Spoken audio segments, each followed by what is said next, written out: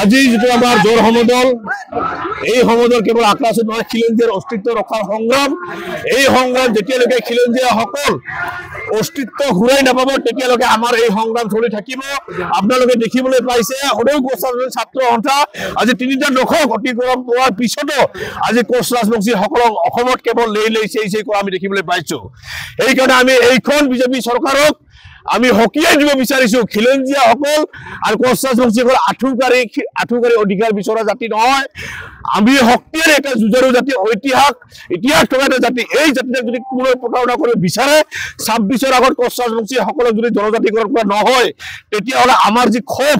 প্ৰত্যেকটো প্ৰান্তে প্ৰান্তে যি ক্ষোভ দেখা পাইছে এই খবৰ উদ্গীৰণ আমি ভোটৰ জৰিয়তে কনভাৰ্ট কৰা হ'ব আৰু এইখন চৰকাৰক দলিয়াই দিয়াত আমাৰ সময় নালাগিব এই কাৰণে এটা কথাই কৈছো কি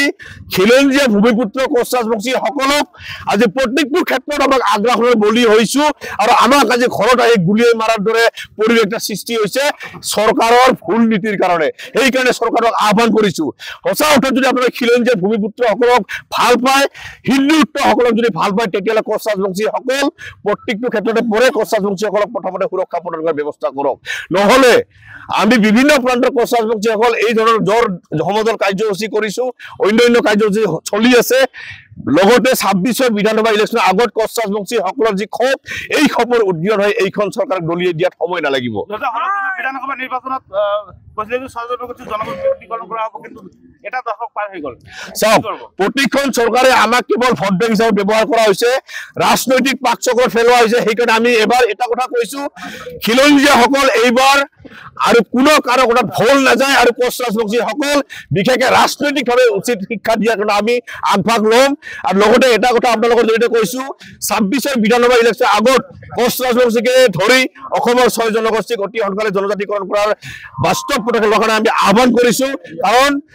26ৰ বিধানসভা ইলেকশ্যনৰ আগত কোচ ৰাজবংশীকে আদি কৰি অসমৰ খিলঞ্জীয়া ভূমিপুত্ৰ সকল 6টা জনগোষ্ঠী আমি একত্ৰিত হৈ ৰাজনৈতিকভাৱে উচিত শিক্ষা দিয়াৰ কাৰণে কিন্তু আমি বদ্ধপৰিপক্ক আৰু যদি চৰকাৰে যদি আমাক কেৱল ৰাজনৈতিক বৈতৰণি পাৰ কৰাৰ ক্ষেত্ৰত যদি কোচ ৰাজবংশী সকলক কেৱল ব্যৱহাৰ কৰিব বিচাৰে এইখন চৰকাৰক আমি কৈছো আপোনালোকৰ যি পলিচি সেই পলিচি বাদ দি সঁচা অৰ্থত যদি খিলঞ্জীয়া ভূমিপুত্ৰ সকলক মানে ভাল পায় তেতিয়াহ'লে বাস্তৱসন্মত ৰূপ দিয়াৰ আপোনালোকে ব্যৱস্থা কৰক আজি খিলঞ্জীয়া ভূমিপুত্ৰ সকলৰ বাৰে বাৰে কথা কয় কোৱাৰ পিছত আজি খিলঞ্জীয়া সকল আজি এই অঞ্চলত আজি ধুবুৰী জিলাৰ কোচ ৰাজবংশী সকলৰ অৱস্থা কি হৈছে আপোনালোকে এই অঞ্চলত আহি আমি পৰিদৰ্শন কৰি আপোনালোকে চাওক এই অঞ্চল আজি আমি নিজৰ ভাষা কলা কৃষ্টি সংস্কৃতি গোটেইকেইটা আমি হেৰাই পেলাইছো আজি আমি ঘৰত নিজে হাজিৰা কৰি আহি আমি ভাতটো আমি শান্তিৰে খাব নোৱাৰা এটা পৰিৱেশ এই পৰিৱেশৰে কোনে আজি দায়ী প্ৰতিখন আমাৰ চৰকাৰে সেইকাৰণে চৰকাৰক আহ্বান কৰিছো আপোনালোকে যদি যি আমাৰ ৰাজনৈতিক পথাৰ এই পথাৰখন যদি ভৱিষ্যতৰ কাৰণে যদি সুৰক্ষিত কৰিব বিচাৰে সুৰক্ষিত হিচাপে ৰাখিব বিচাৰে আপোনাৰ ল'ৰা ছোৱালী যদি ভাল ভাৱত ৰাজনৈতিক পথাৰ যদি আহিব বিচাৰে তেতিয়াহ'লে প্ৰথমত অসমৰ 6 জনগোষ্ঠীক জনজাতিকৰণ কৰিব লাগে যদি এইবাৰ 26ৰ আগত জনজাতিকৰণ কৰা নহয় এইখন চৰকাৰ কোচ ৰাজবংশী আদি কৰি অসমৰ খিলঞ্জীয়া ভূমিপুত্ৰ সকল আমি একত্ৰিত হৈ এইখন চৰকাৰক ঠেকেচা খোৱাৰ ব্যৱস্থা আমি কৰিম জুবিন গাৰ্গৰ গীতসমূহৰ ওপৰত আধাৰিত গানে কি আনে নামৰ এটা সুন্দৰ অনুষ্ঠান আপোনালোকৰ ওচৰলৈ আহি আছে অতি শীঘ্ৰে অহা 15 আগষ্টৰ পৰা ধেমাজিৰ পৰা প্ৰথম অডিশ্যন আৰম্ভ হ'ব আৰু সেই অডিশ্যনৰ যোগেদি বিভিন্ন কণ্ঠশিল্পীসকলে যিসকলে এই অনুষ্ঠানত যোগদান কৰিব বিচাৰে তেওঁলোকে এই অডিশ্যনৰ যোগেদি আগবাঢ়ি আহক আৰু জুবিন গাৰ্গৰ বহুত ভাল লগা গান আমি সদায় শুনি আহোঁ আৰু আপোনালোকৰ যদি ভাল লগা গান থাকে জুবিন গাৰ্গৰ আপোনালোকে গাই ভাল পায় তেন্তে অডিশ্যনত যোগদান কৰক মোৰ ফালৰ পৰা আন্তৰিক শুভকামনা থাকিল এই সম্পূৰ্ণ অনুষ্ঠানটোলৈ ধন্যবাদ